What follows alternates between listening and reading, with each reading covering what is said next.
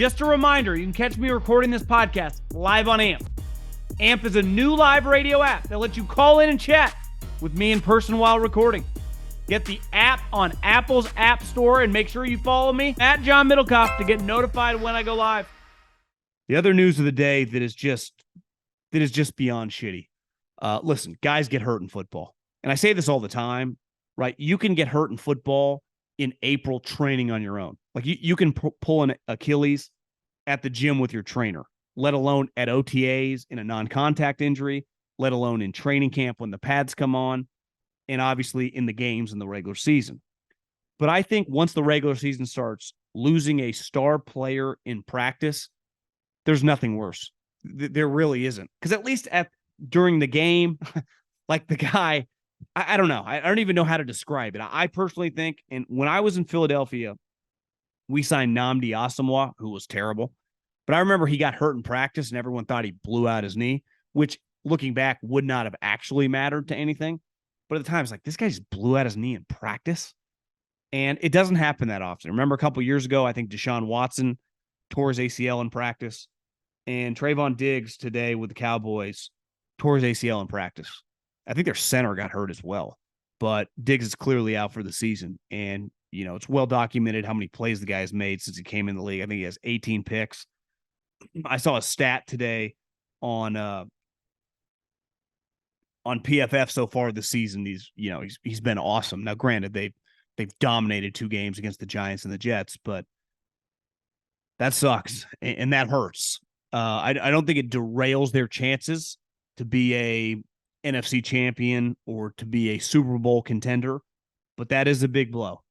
And, you know, every team, the Eagles, the 49ers, and the Cowboys specifically, have a core group of, they have more of them than everyone else, 8 to 10, like easily could be legit Pro Bowlers, not the fake Pro Bowl, not like Tyler Huntley Pro Bowl, because some dude's in Maui with his family. Like, no, I went to the Pro Bowl because I'm one of the best players at my position.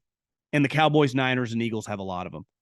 And when you lose guys like that with torn pecs, torn ACLs, whatever, for the season, it's one thing to roll. It's guys get hurt, right? Lane Johnson got hurt last year. Ayuk's hurt right now. It happens. It's another thing to lose the guy. It's like, he's not coming back. And a guy like that, who's just such a playmaker, and I know it was, I think 2 years ago, they just paid him a bunch of money. I think they gave him $40 million guaranteed. He was well worth it. I'm a big believer at corner in playmakers, right? Not everyone's going to be Deion Sanders or Darrelle Revis. They're going to be like, oh, they're just going to shut the guy down for 60 minutes. That's not most guys. Most guys, even the good players, give up plays. Remember a couple years ago, it was like, well, he gives up a lot of plays. Like, he also has 7 turnovers, right? He has 8 picks. Like, 4 of them are pick sixes. Like, I live with playmakers. I think the same thing with quarterbacks. It's like, well, he has 11 interceptions on the year. Well, he also has 40 touchdown passes. So I will take the good if there's a little bad. And Diggs brought a lot of good. And I do think there's something, there'll be a rallying cry and they'll be fine. I mean, who they play? They play the Cardinals this week, but that hurts. And I can't even imagine that vibe at practice. I think Dak Prescott told like Ed Werder before the news became official, like we're praying for him. Like they know. And sometimes, remember it happened to Kelsey a couple weeks ago, goes down in practice, and by the next day, Schefter had been tweeting like they had feared that it might be a season-ending injury. No one's sleeping well. This one happened pretty fast, and they had the news. And this hurts. It really does. And listen, a lot of people love to hate the Cowboys and always push back. They haven't made the NFC Championship in 25 years, and facts are the facts. But this team, and I even thought last year, is a fun watch. Like, if you like football, and I grew up hating the Cowboys, I'm kind of indifferent now. Like, I'm sorry, Mike McCarthy's their head coach. Like, Micah Parsons is one of my favorite players. Like, I find Jerry Jones entertaining. But I get if you're an Eagles fan. Even most Niner fans I know are kind of don't care. Actually, the Packers kind of became the Niners' rival. I totally understand it with the Eagles and the Giants, but I do think this Cowboy team, if you are a fan of football, is an enjoyable watch. They have an old school vibe to them. They fucking destroy people when they tackle them. And they make a ton of plays on defense. And call me a sap for like 1990 and 1980 football, but I still enjoy watching defense. I don't want to watch every single game be 38-34. And losing a guy like this is just hard to come back for. And one other thing for Sunday, the Chargers play the Vikings. And not in a million years, and I've said this the last 2 seasons, I said, listen, I'm not going to pick this team to win the division, though they have the capability because of their head coach. But I'm never going to act just because I think their head coach is terrible and a complete phony and a fraud that they're going to win 4 games. I understand the way the sport works. Their quarterback's too good. The talent around on defense as well is too good. This team can just walk to 10, 11 wins. And 2 years ago, they lost to the Raiders on week 17 where they should have won that game.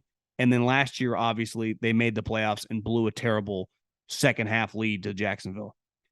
But not in a million years would I said, yeah, the Chargers aren't going to make the playoffs. And not even just not make the playoffs, but is this like a 6-win team? And it shows you the impact of a head coach. And I'll talk about it with Stuckey. I talked about it, I think, last week. If you could flip-flop the 2 coaches, the Mike Vrabel and Brandon Staley, one just on the entire season, I think a lot of people would pick the Chargers, especially the Chiefs are just kind of up and down this season, to win the division. Like they'd win 13 games, the Chiefs would win 12. Instead, the Chiefs are going to roll to the AFC West. And the Titans, who, listen, God love them, and I kind of wrote them off, they're just going to be around. Why? They have a superstar head coach. And the Chargers aren't just 0-2. I think if they were to lose this week, which is definitely on the table, because anytime Brandon Staley is your head coach, you could play the 85 Bears or you could play the Hugh Jackson Browns. You might lose. And I think if they lose and they go 0-3 to the Minnesota Vikings too, it'd be one thing. It's like, hey, you're playing the Chiefs in Kansas City. You're playing Minnesota, who is 0-2, but also it feels like they're destined to not be that good this year. I think he gets fired by Monday. And I think you have to fire him by Monday because, one, most 0-3 teams, and a lot of these stats now, 0-2, 0-3 teams, we have 7 teams now, each conference in the playoffs. So the old stats, you almost have to throw out the window. And we've only been doing this for, 2 years? We haven't been doing this very long. Yeah, 2 years, because 2 years ago, it was Rams. We only had the Monday Night Football game 2 years in a row. Cowboys, Tampa, and the Rams, Arizona Cardinals. So the stats with that, like, I think we have to need a larger sample size.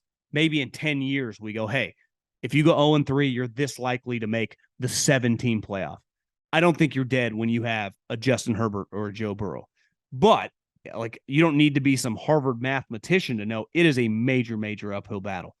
The other thing is, if you're the Chargers and you just invested all this money, and listen, you know where I stand on the owner, you're not going to pay that guy that much money without someone saying to him, we can't go continually year after year with an average coach. Eventually, we're going to have to cut someone a check. What's the point of any of this? So you would have to sniff around to the Jim Harbaughs, to whoever the top coaching candidates that would be very expensive, right? Sean Payton would have been that last year. Wouldn't this be a great opportunity to give Kellen Moore, who just a couple years ago was viewed as this star offensive coordinator who was going to be a head coach, was turning him down, stayed with Jerry, got paid a bunch of money, basically give him a 14-game sample size, give him a 14-game interview process. So if you tell me right now the Chargers lose to the Vikings, which just sounds crazy even saying out loud, the Chargers with Justin Herbert are 0-3, with Brandon Staley, it's on the table. I think he loses his job on Monday. And I think if you're Dean Spanos and Chargers, ownership, leadership, you wouldn't have a choice. You're paying too many people, too much money. You have too much talent on your team. You would have to make a change. I think this Sunday is must win for Brandon Staley to have an office in the facility, come Monday.